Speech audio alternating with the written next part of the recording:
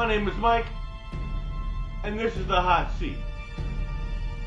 On the Hot Seat this morning, the real unemployment rate the Obama administration and the Department of Labor don't want you to know about. Both entities and Obama socialist supporters continue to fudge the numbers to convince the American people that the economy is going in the right direction. And I'm going to leave the link for all of you to read in the description field so you know where I'm getting these numbers from.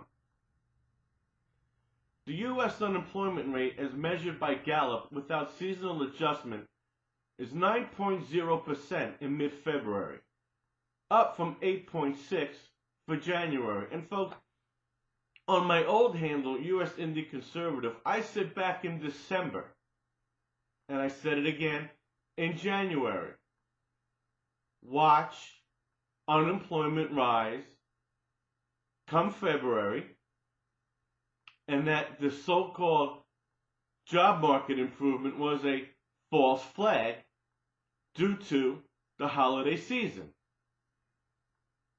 Companies like Stu Leonard's here in Connecticut, nationally Walmart, Toys R Us, and companies like that hire temporary employees at minimum wage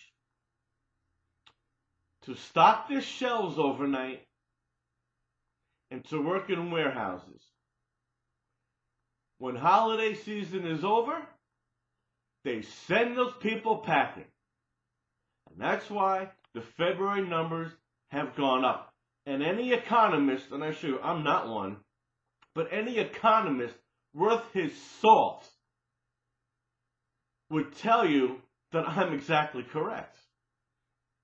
The mid-month reading normally reflects what the U.S. government reports for the entire month and is up from 8.3% in mid-January. And again, there's no surprise.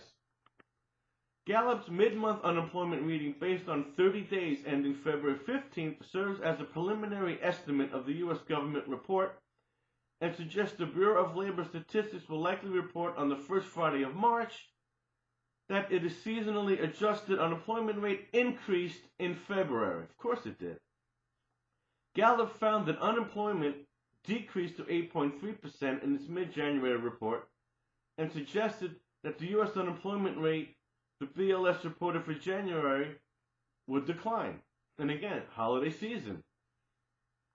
Gallup also finds 10% of U.S. employees in mid-February are working part-time but want full-time work, essentially the same as in January.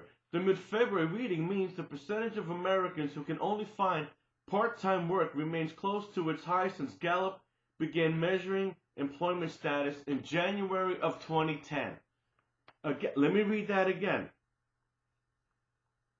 Who can only find part-time work remains close to its high since Gallup began measuring unemployment status in January of 2010.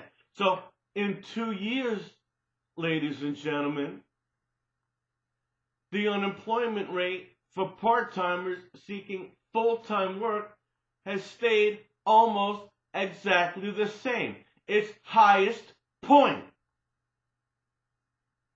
So I challenge you that's seeing my show to comment and disprove these numbers and this statement. Disprove it to me.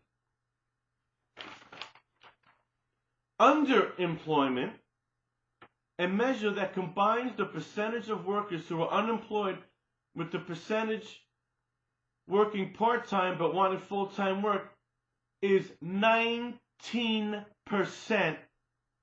in mid-February. This is higher than the 18.7 recorded for January and is up significantly compared with January's mid-month reading of 18.1%. I will read that again. February, for those that are working part-time and looking for full-time work, and those that are unemployed but want full-time work, is 19% for February, as opposed to 18.7% recorded for January, and is up significantly compared with January's mid-month reading of 18.1. Yet, the Caliph-in-Chief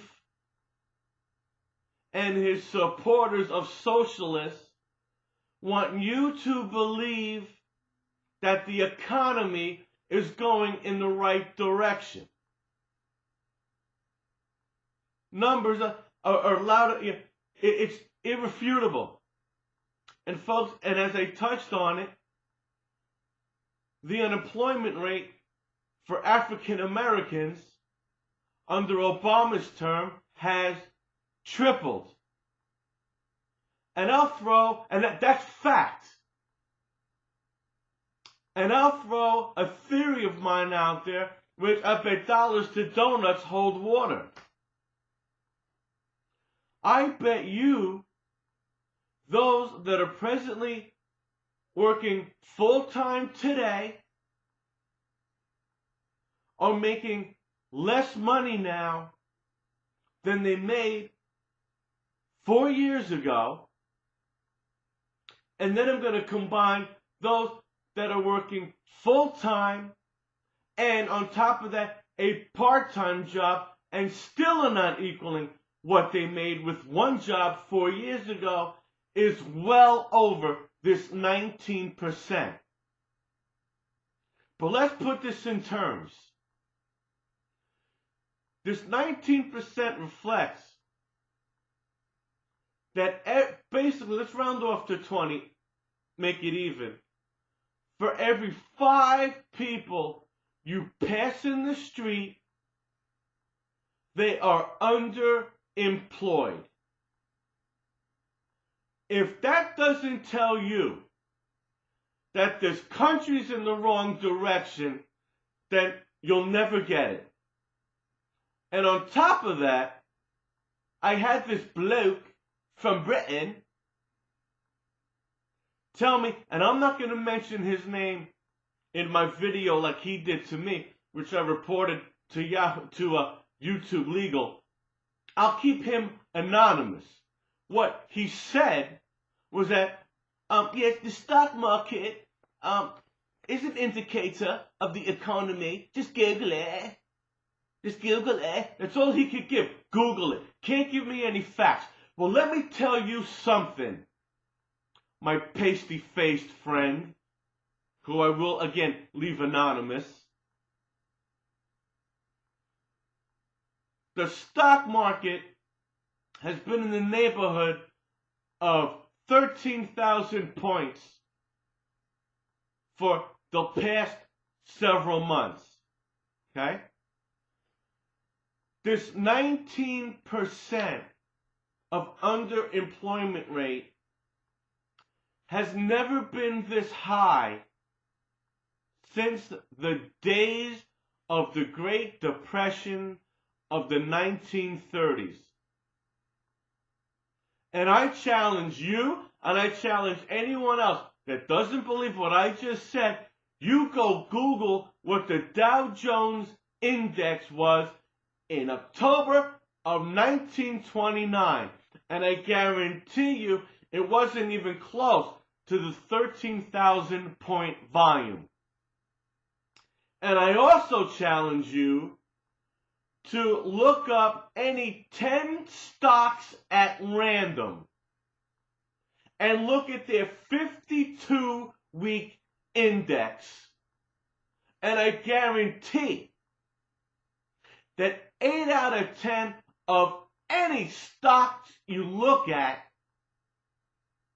they're either going to be flatline for those 52 weeks, or they're going to be either at a maybe plus 5 to 10 point or a minus 5 to 10 point. And I also challenge you to look up the last time a major stock like AT&T, like GE, like IBM, like Philip Morris, look at the last time any of those blue chip stocks did a split. Okay? Did a split. So, the true indicator of the economy, as I've been saying, and I don't have a degree in economics, I've got a degree, folks, in common sense. The true indicator of the direction of the economy is job quality. And this Gallup poll backs up everything I've said. This country is spiraling into poverty. And it's a fact. And there's another thing, folks, I want to throw at you. Thanks to Bill Clinton and G.W. Bush and Barack Hussein Obama, we owe our asses to China. And China has kept us from collapse by buying our debt.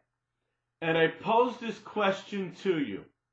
What do you think would happen the day China's economy slows down to the point where they decide they can no longer buy off our debt and pay our bills? What would happen to the credit rating and credibility of this country? And what do you think the fallout will be? I will leave that with you. My name is Mike, and this is The Hot Seat.